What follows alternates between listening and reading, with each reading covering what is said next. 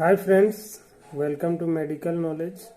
दोस्तों, शरीर में खून की कमी एक ऐसी स्थिति हो जाती है जिसमें व्यक्ति का शरीर बहुत कमज़ोर हो जाता है, बेजान सा हो जाता है।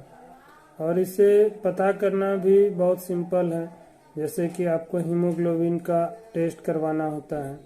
यदि उसमें आपका हीमोग्लोबिन का रेंज 11.5 ग्राम पर डेसीलीटर से कम आता है तो इसे हम हीमोग्लोबिन की कमी कह सकते हैं, जिससे शरीर में खून की कमी का पता चलता है।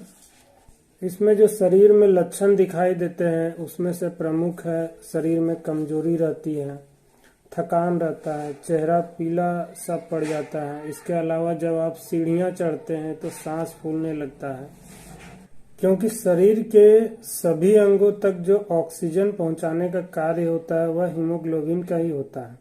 यदि शरीर में हीमोग्लोबिन की मात्रा ही कम हो जाए तो सांस तो फूलेगी ही। इसके अलावा शरीर का हर एक अंग बेजान सा हो जाता है, शरीर बहुत कमजोर हो जाता है।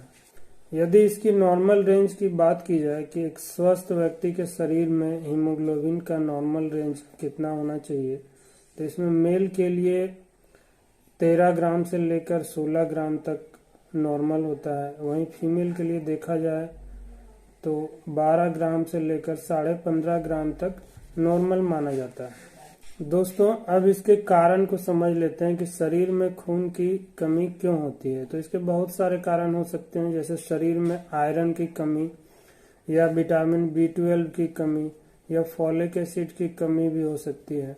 इसके अलावा हो सकता है कि आपका खान पान सही ना हो या शरीर में नेचुरली ब्लड कम बन रहा हो।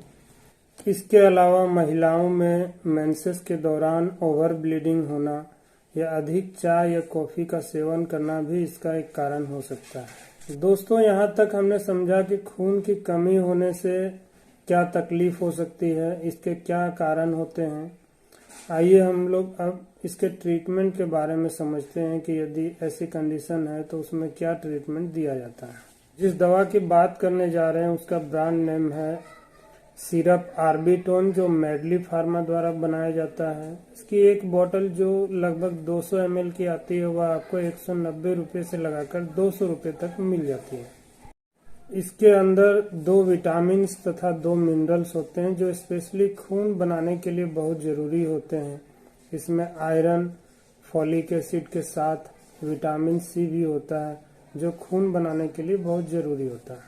दोस्तों, लोग कई बार यहाँ पर एक गलती करते हैं कि यदि खून की कमी हो जाए तो कोई सा भी आयरन सिरप ले लेते हैं, लेकिन शरीर में आयरन के एब्जॉर्प्शन के लिए विटामिन C की ज़रूरत होती है। यदि विटामिन C अवेलेबल ना हो तो हम आयरन जो सप्लीमेंट लेते हैं वह असर ही नहीं करेगा, क्योंकि वह शरीर में एब्जॉर्ब नहीं हो पाएगा। तो इस सिरप के अंदर विटामिन C भी है। अब इसके उपयोग की बात कर लेते हैं कि इसे कौन कौन ले सकता है। तो जनरली जिससे शरीर में खून की कमी हो गई हो, हीमोग्लोबिन की कमी हो गई हो, आयरन या फॉलिक एसिड B12 की कमी हो गई है, वह इसे ले सकता है। इसके अलावा जो बुजुर्ग लोग हैं जिसका एक समय के बाद शरीर में खून बनना कम हो जाता है, खून बनने की मात्रा कम हो जाती है, वह भी इसे ले सकते हैं। इसके अलावा गर्भवती महिलाएं ले सकती है, या कोई ऐसी महिला है जो अपने बच्चे को दूध पिला रही है तो वह भी इसका सेवन कर सकती है। इसके अलावा जिनका किसी तरह का ऑपरेशन हुआ है या सिजेरियन डिलीवरी के बाद भी इसे लिया जा सकता है। ऐसे लोग भी ले सकते हैं जिन्हें कोई क्रोनिक बीमारी है, जो लंबे समय से बीमार रहते हैं, जैसे घुटने का दर्द हो गया, लीवर की समस्या है, किडनी की समस्या है या थायराइड की समस्या है। तो ऐसे लोग भी इस सिरप का सेवन कर सकते हैं, उन्हें भी अच्छा लाभ मिलेगा। यदि इसकी डोज की बात की जाए तो इसे 2 चम्मच सुबह शाम लिया जा सकता है, यह एडल्ट डोज है। यदि किसी बच्चे को लेना है जिसकी उम्र 12 वर्ष से कम है तो वह 1 चम्मच दिन में 1 बार ले सकता है। यदि ड्यूरेशन की बात करें कि इसे कितने समय अवधि के लिए लेना चाहिए, तो इसे आप 1 से 2 महीने तक आवश्यकता अनुसार ले सकते हैं। उसके बाद पुनः हीमोग्लोबिन का रिपोर्ट करवा लेना चाहिए। यदि उसमें नॉर्मल आ चुका है आपका हीमोग्लोबिन का रेंज, तो इसे आप बंद कर दीजिए। यदि उसमें कुछ कमी है तो इसे आप 3 महीने तक ले सकते हैं। दोस्तों, अब इसकी साइड इफेक्ट की ओर बढ़ते हैं। वैसे तो इसका कोई खास साइड इफेक्ट नहीं होता है। यदि कुछ साइड इफेक्ट होता भी है तो वह पेट से संबंधित ही होता है, जैसे कि पेट फूलना, पेट भारी भारी लगना, कुछ लोगों को कब्ज की शिकायत हो सकती है। क्योंकि इसमें आयरन कंटेंट होता है तो जो स्टूल होता है उसका कलर काला भी हो सकता है कुछ लोगों का।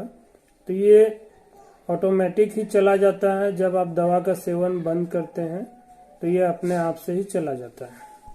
तो दोस्तों, यह जानकारी थी कि शरीर में खून की कमी हो जाए तो उसके क्या लक्षण होते हैं, उसके क्या कारण होते हैं और उसमें कौन सी दवाई लेनी चाहिए। उम्मीद है आपको जानकारी अच्छी लगी होगी।